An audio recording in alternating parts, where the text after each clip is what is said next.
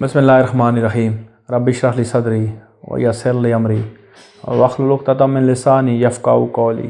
अस्सलामु अलैकुम वरहमतुल्लाहि वबरकातुहू। आज उसूल फ़िक़्ह में जिस मौजू पे हम गुफ्तगू करेंगे वो है मसादिर शरीयत। शरीयत के मसादिर क्या क्या हैं और किन किन मसादिर को इस्तेमाल करते हुए शरई अहकाम निकाले जा सकते हैं और शरई अहकाम मालूम किए जाते हैं।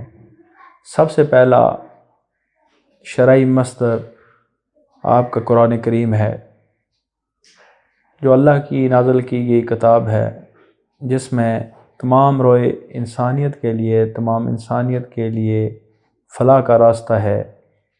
तो सबसे पहला सोर्स भी वही है जिससे शरई अहकाम मालूम किए जाते हैं।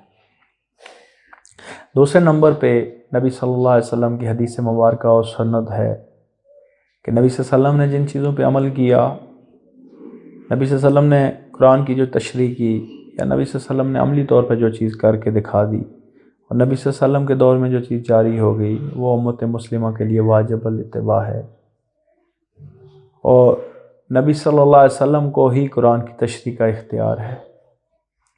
ये दूसरा सोर्स ऑफ शरिया या सोर्स ऑफ इस्लाम है।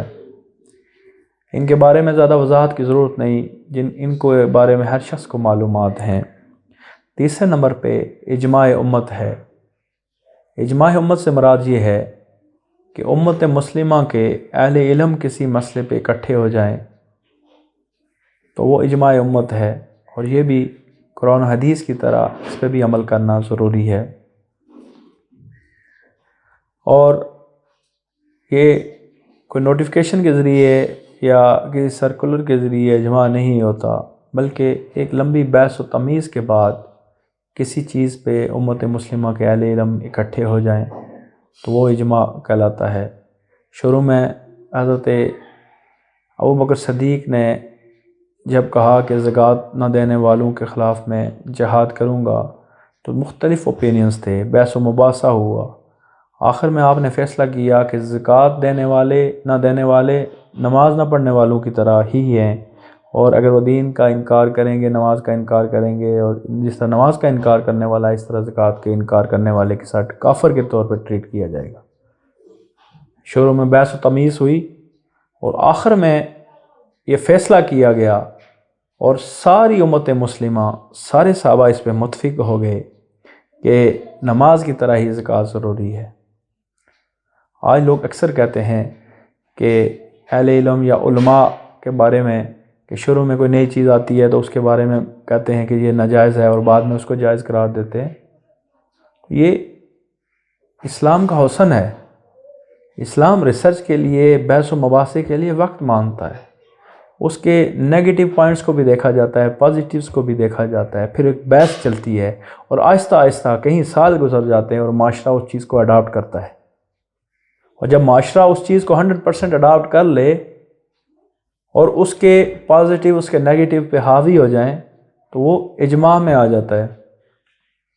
अक्सर कहते हैं जी कि मुसलमानों ने पहले लाउड स्पीकर को, टेलीफोन को हराम करार दिया। जिन दलाइल की बुनियाद पे उनने करार दिया, उन्हीं दलाइल को बाद में रिजेक्ट किया और एक आज़ादाना बहस हुई और उसके बाद आज उम्मत मुस्लिमा में कोई शख्स आपको इनको हराम कहने वाला नहीं है, यानी इन चीज़ों पे इजमा हो चुका है। तो ये इस्लाम का ही हुस्न है। इस्लाम हम हर चीज़ को उठा के ले जाते हैं कि पहले उसको ये कहा जाता है और बाद में ये किया जाता है। तीसरा उसूल है क़ियास या इज्तिहाद। इज्तिहाद की एक बड़ी किस्म क़ियास है कि कुरान और हदीस के वो दलाइल उनको आने वाले मसाइल पे मुंतबिक करते हुए मसाइल को अख़ज़ करना। क़ियास पैमाने को कहते हैं या किसी चीज़ को किसी चीज़ के साथ कंपेयर करने को कहते हैं।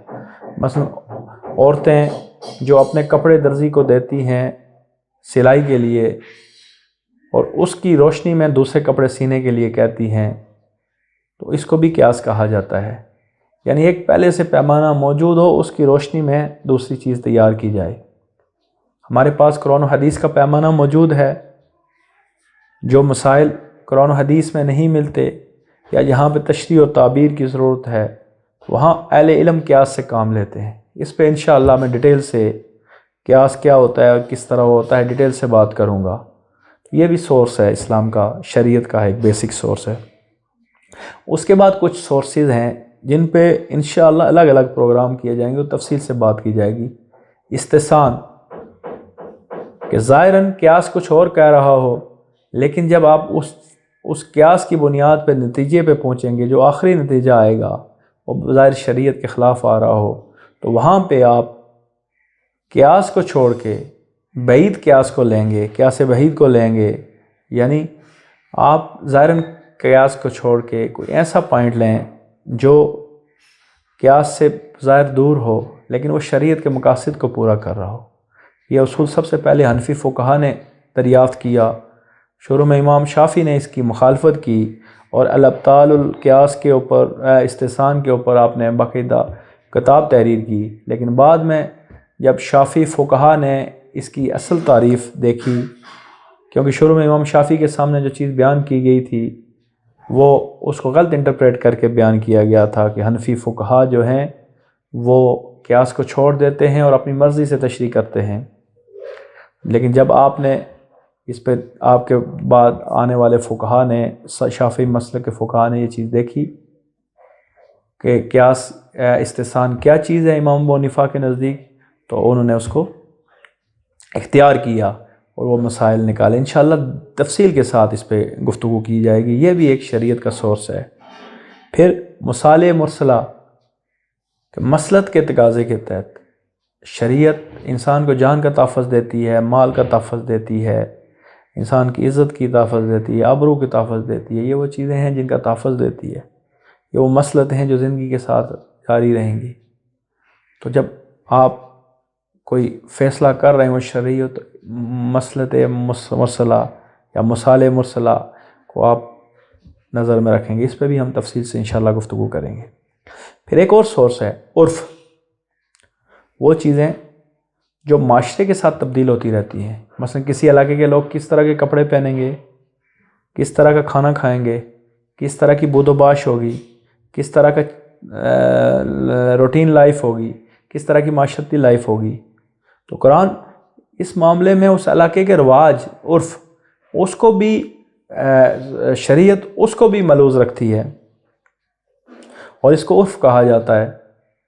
مثلا کسی علاقے کے لوگ جس طرح بر صغیر کے اندر، عربوں کے اندر بڑوں کے سامنے سر ڈانپ کے احترام کی علامت تھی، اسی طرح آپ کے اسپین اور اندلس جو آپ کے اسلامی ممالک، وہاں پہ سر سے ٹوپی اتارنا یا سر ننگا کرنا عزت کی علامت سمجھی جاتی تھی.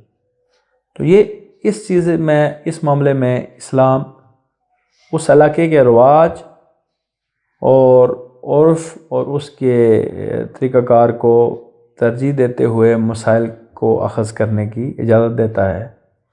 وما علینا الا البلاغ.